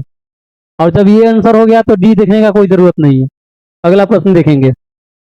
अगला प्रश्न है सन्मति। सन्मति का, सन्मति, सन्मति ये शब्द जो है इसका संधि विच्छेद क्या होगा? सन्मति का संधि विच्छेद क्या होगा? आंसर इसका क्या हो जाएगा? आंसर इसका हो जाएगा बी, हो जाएगा बी, हो जाएगा सत, सत जोड़, यहाँ पर छूट गया है, कुछ छूट गया है, सत जोड़ मती हो जाएगा, सत जोड़ मती। क्या हो जाएगा? सत जोड़ मती हो जाएगा।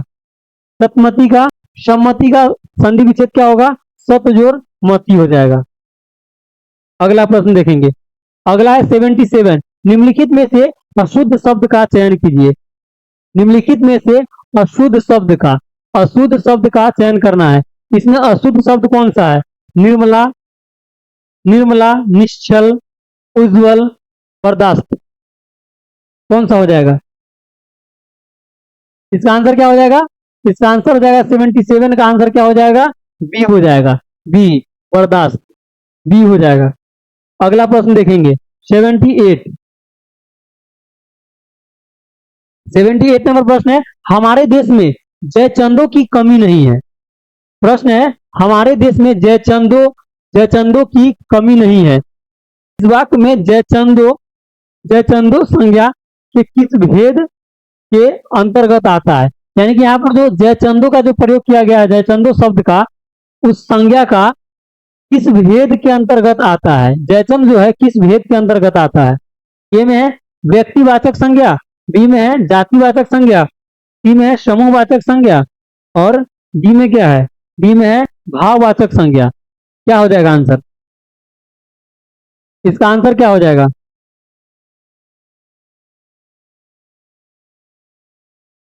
इसका आंसर क्या हो जाएगा?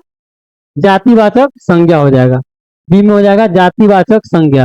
यानी कि जयचंदो जो है वो जयचंदो जो शब्द है वह जातिवाचक संज्ञा है, जातिवाचक संज्ञा है। अगला प्रश्न देखेंगे। अगला प्रश्न है 79 है। अब यहाँ से इंग्लिश का प्रश्न शुरू हो गया है। इंग्लिश का प्रश्न शुरू हो गया है। 79 में क्या प्रश्न बोल रहा है? Choose the correct antonym of the word given below. यानी कि यहाँ पर एंटोनिम चूज करना है। यानी कि जो वर्ड दिया गया है, कौन सा वर्ड? मोडरेट वर्ड दिया गया है, मोडरेट। इसका एंटोनिम चूज करना है। मोडरेट शब्द का एंटोनिम क्या हो जाएगा? इसका आंसर क्या हो जाएगा? बाइसिड हो जाएगा। इसका आंसर हो जाएगा बाइसिड। मॉडरेट शब्द का एंटोनिम क्या हो जाएगा? बाइसिड हो जाएगा। अगला प्रश्न देखेंगे।